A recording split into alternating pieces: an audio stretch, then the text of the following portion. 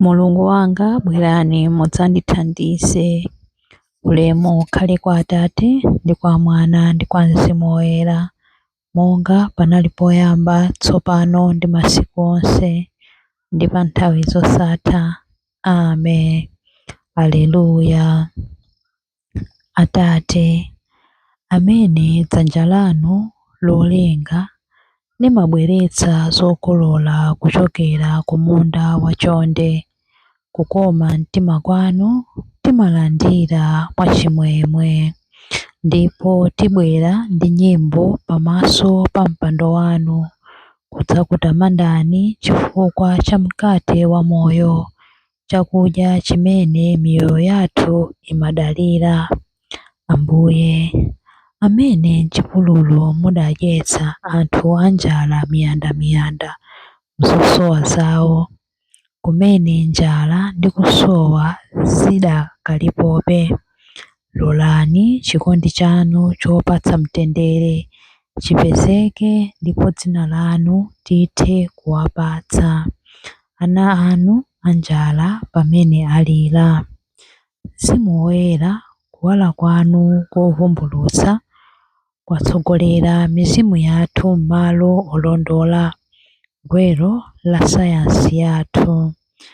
Mudaphunzitsa zodabwitsa zomwe nzeru za umunthu zabweretsa, kuti potero zipululu zopanda kubereka zipatso zabweretsa zochuluka zowululidwa ndi chikondi chanu.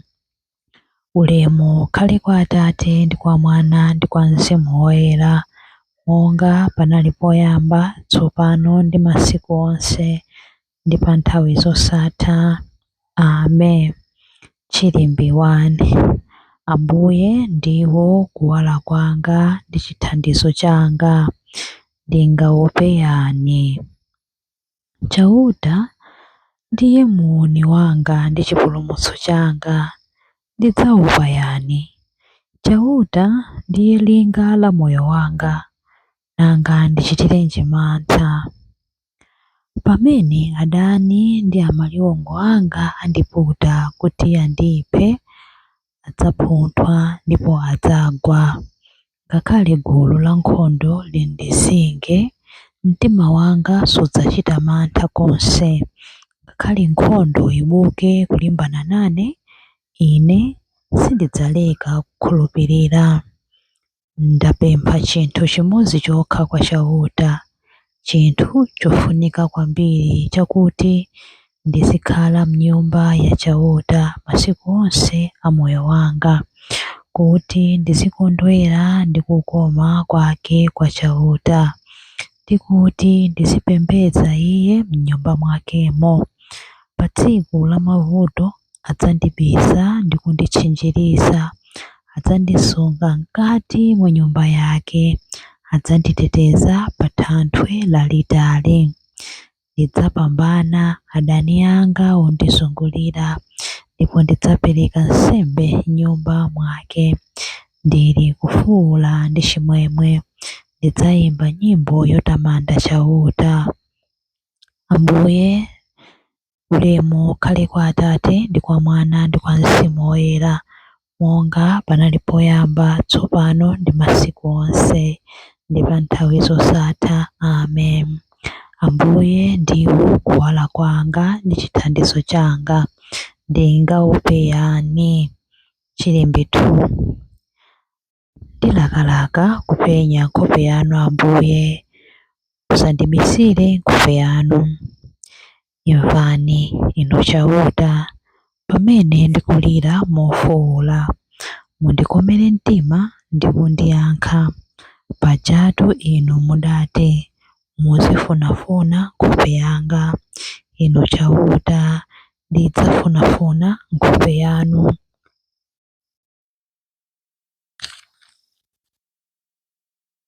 Musandibisire nkhope yanu, musandipirikitse ine mtumiki wanu mokwiya. Inu amene mwakhala mukundithandiza, musanditaye, musandisiye ndekha. Inu Mulungu mpulumutsi wanga, ngakhale bambo wanga ndi amayi wanga andisiye ndekha, inu chauta mudzandisamala. Mundionetse njira zanu zachifundo, inu chauta. Munditsogolere m'njira yosalala chifukwa ndili ndi adani ambiri. Musandipereke m'manja mwa adani angawo. Mboni zonama zandiwukira ndipo zimandiopseza. Ndikhulupirira kuti ndidzaona ubwino wake wa chauta m'dziko la amoyo. Tsono khulupirira chauta, khala wamphamvu ndipo ulimbe mtima ndithu. Khulupirira chauta. Ulemu ukhale kwa Atate ndi kwa Mwana ndi kwa Mzimu Woyera, monga panali poyamba, tsopano ndi masiku onse, ndi pa nthawi zosatha. Amen. Ndilakalaka kupenya nkhope ya inu Ambuye, musandibisire nkhope yanu. Chilimbe 3. Ndiye mwana woyamba mwa zolengedwa zonse, ndiye wopambana zonse.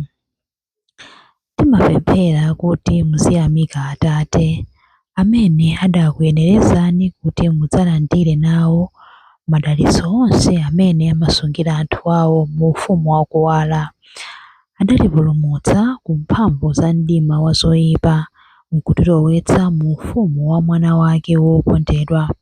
Mwa iyeyo umulungu adatiwombola, ndiye kuti adatikhululukira machimo athu.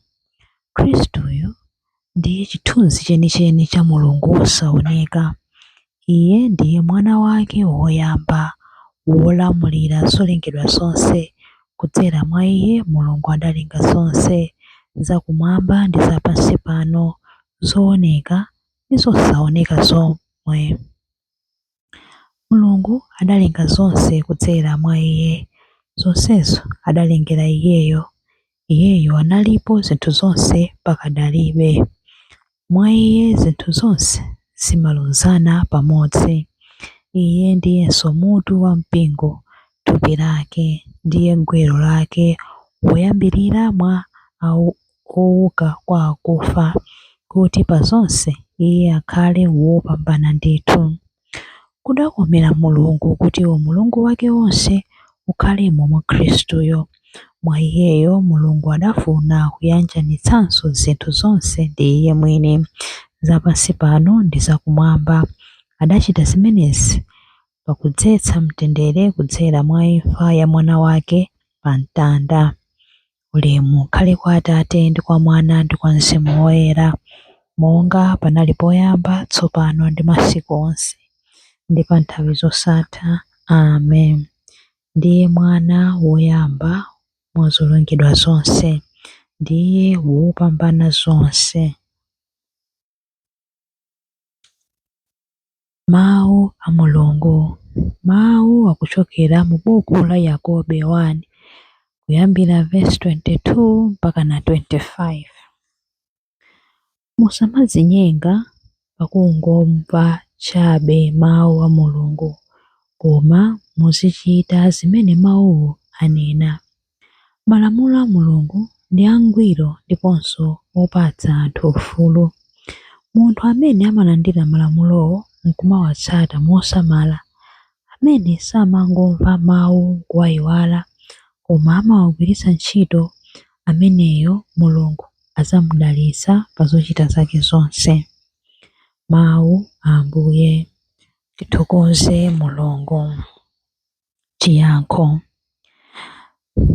Nditengeninso ine ngati wanu Ambuye, ndipo mundichitire chisoni. Nditengeninso ine ngati wanu Ambuye, ndipo mundichitire chisoni. Musanditaye pamodzi ndi anthu oyipa, mundichitire chisoni. Ulemu ukhale kwa Atate ndi kwa Mwana ndi kwa Mzimu Woyera. Nditengeninso ine ngati wanu Ambuye, ndipo mundichitire chisoni. Chilimbe cha nyimbo ya Amayi Mariya. Mulungu wamphamvu zonse adandichitira zinthu zazikulu, dzina lake ndi loyera. Mtima wanga ukutamanda Ambuye, ndipo mzimu wanga ukukondwera mwa Mulungu mpulumutsi wanga, popeza kuti wayang'ana kutsika kwa mtumiki wake. Ndithu kuyambira tsopano anthu a mibado yonse adzanditcha wodala. Iye amene ali wamphamvu wandichitira zazikulu, ndipo dzina lake loyera. Amawachitira chifundo anthu a mibado ndi mibado amene amamulemekeza. Wachita zamphamvu ndi dzanja lake, wabalalitsa anthu a mtima wonyada. Mafumu amphamvu wawatsitsa pa mipando yawo yachifumu, anthu wamba nkuwakweza. Anthu anjala wawakhutitsa ndi zabwino, anthu olemera nkuwabweza osawapatsa kanthu. Wodzathandiza anthu ake a Israeli, pokumbukira chifundo chake. Izi ndi zomwe adalonjeza kuti adzawachitira makolo athu akale aja, Abrahamu ndi zidzukulu zake mpaka muyaya.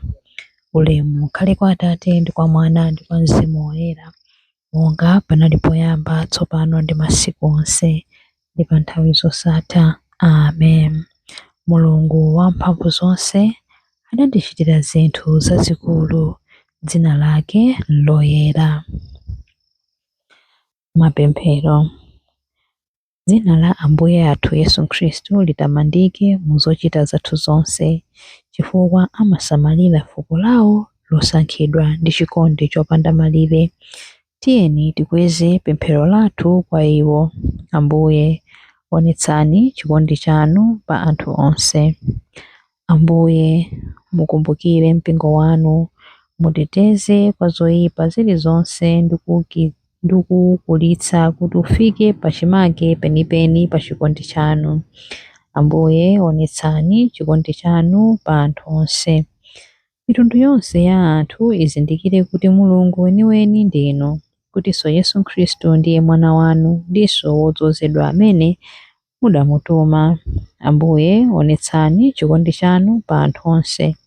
Perekani zosowa kwa onse amene atizungulira, ndi kuwapatsa moyo ndi chimwemwe pa nthawi zonse. Ambuye, onetsani chikondi chanu pa anthu onse. Tonthozani amene ali wothodwa ndi ntchito zowapondereza, kudzanso mazunzo a tsiku ndi tsiku. Sungani ulemerero wogwira ntchito onse. Ambuye, onetsani chikondi chanu pa anthu onse. Tsekulani kwambiri zitseko za chifundo chanu kwa amene amwalira lero, ndipo mwa chifundo chanu alandireni mu ufumu wanu. Ambuye, onetsani chikondi chanu pa anthu onse. Ambuye, onetsani chikondi chanu pa anthu onse pamene tikupemphera kuti: Atate athu muli kumwamba, dzina lanu liyeretsedwe, ufumu wanu udze, kufuna kwanu kuchitidwe monga kumwamba choncho pansi pano. Mutipatse ife lero chakudya chathu cha lero, mutikhululukire ife zochimwa zathu, monga ifenso takhululukira adani athu. Musatisiye ife m'chinyengo, koma mutipulumutse ife kwa zoyipa. Amen. Pemphero. Ambuye, tisamaleni ndi kutiteteza usana ndi usiku. Mkati mwa zosinthasintha zosawerengeka za moyo wathu, tilimbikitseni ndi chikondi chanu chosasinthika. Tikupempha izi kudzera mwa Ambuye athu Yesu Khristu, mwana wanu, amene ali ndi moyo ndi ufumu limodzi nanu ndi Mzimu Woyera, Mulungu tsopano ndi pa nthawi zosatha. Amen. Ambuye atidalitse, atiteteze ife ku zoyipa zonse ndi kutifikitsa ku moyo wosatha. Amen.